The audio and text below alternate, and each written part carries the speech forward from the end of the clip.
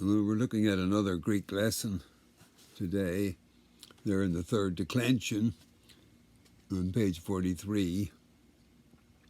I have to apologize. I've had a few health issues the last few days, so I've not kept a uniform appointment with my lectures. So I thank the Lord for His watch care over me and that I'm still functioning. But pray for me and bear with me. But we're looking there at the third declension, and let's ask the Lord to help us. Our Father and our God, again, we bow in Thy holy presence. We thank You, Lord, for Your mercies that are new every morning, Your faithfulness that is so great toward us. And teach us then, our Father, to be thankful, and teach us to rejoice with thanksgiving, our Father, and in all things to rejoice. So we do rejoice, our Father, in the fact that we've been brought out of darkness into Christ's marvelous light, and that the salvation which You've accomplished for us has been brought to us personally. So we thank Thee, our Father, for the work of the Holy Spirit and for the work of Christ in accomplishing redemption for us. And we thank Thee, our Father, that we have good standing in Thee through the fact that we've been justified by faith in the finished work of the Lord Jesus Christ. So we do not, our Father, waver as so many do in their professions, but we thank Thee, our Father, that we have a sure rock under us, and that rock is the Holy Scripture, the written Word and the living Word, and that You have, our Father, called us with an effectual calling out of darkness into Christ's marvelous light. So we do rejoice in that. We pray that You'll bless us today as we look at this Greek lesson together. Help us to learn, help us to grow, our Father, and help us to be able then to teach others also, and to encourage them, and to see precious souls brought to a saving knowledge of Christ. Help us to that end. Forgive us our many shortcomings and failings, our Father, we pray. And we thank Thee for the cleansing power of the blood of Christ, that when we confess our sins, Thou art faithful and just to forgive us our sins and to cleanse us from all unrighteousness. So we thank Thee in Jesus' name. Amen. This declension there it adds there, especially in the genitive and dative there, it adds a letter that's not in the original word, but appears always in the declension.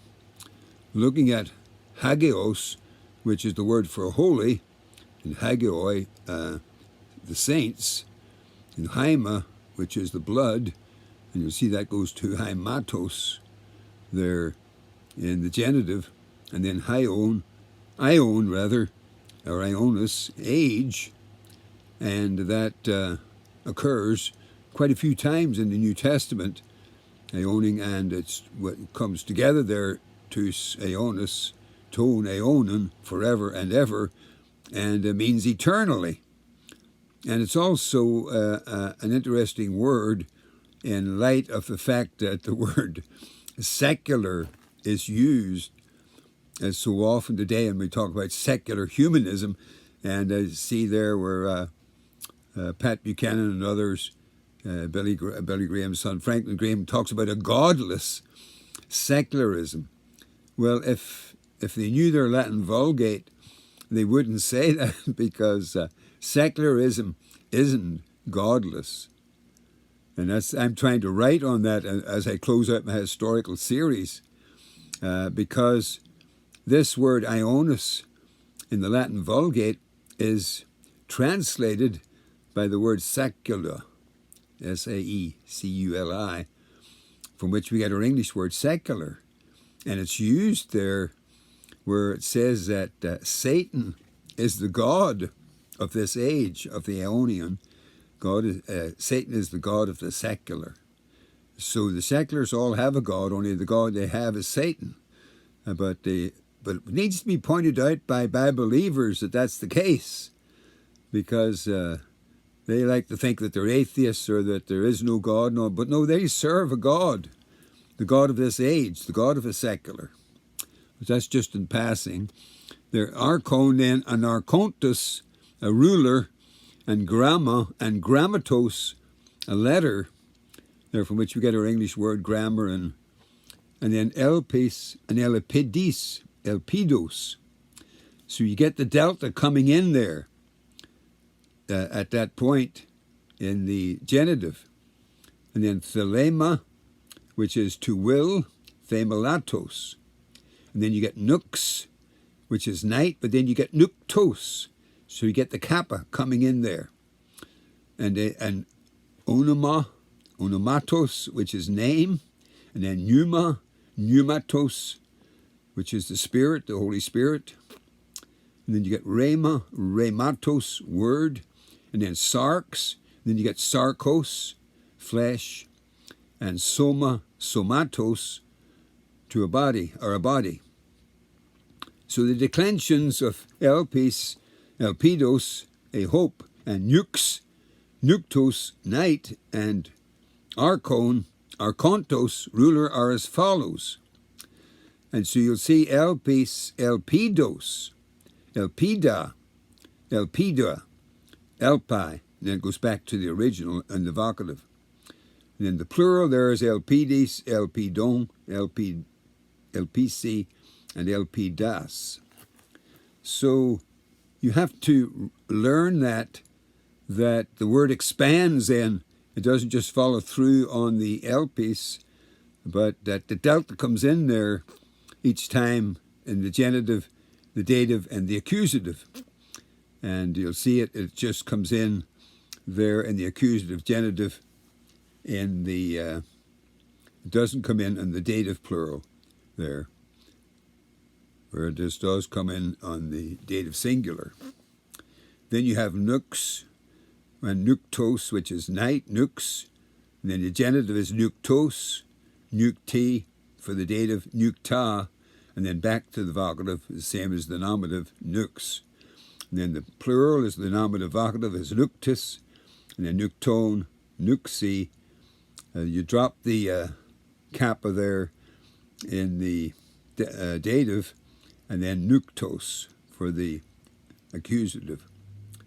And the same with archon, archontos, archon, archontos, archonti, archonta, archon, back to the nominative form again. And then the plural, the same, archontes for the nominative vocative plural, and then archonton for the genitive, archusi, there's no tau in the dative, and then archontas. So you just have to learn those again. That makes those additions of letters throughout the genitive and the accusative, and sometimes in the dative singular. So you learn that like you've learned the other declensions, and you'll be doing well.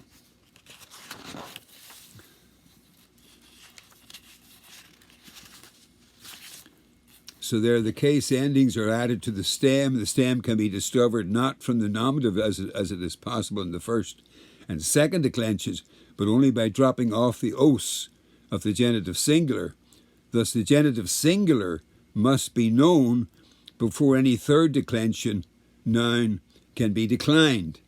So unless you know that form, then you wouldn't know to put that extra consonant in there each time in the word hope or ruler, or the other word there, and night, those three words, each time you have to look at the genitive, singular, to see the addition. And then once you recognize that, then you should be able to decline it after you've learned it over, and you put in that extra letter each time. So the nominative is formed in various ways, which it will probably be most convenient not to try to classify, because you just have to learn it. The vocative is also formed differently in different nouns, but it's very often just the same as the nominative. The assignment: learn the declensions of elpis, nux, and archon, and notice the importance of the genitive singular. So I'm going to save the participle until next time, because it is a lengthy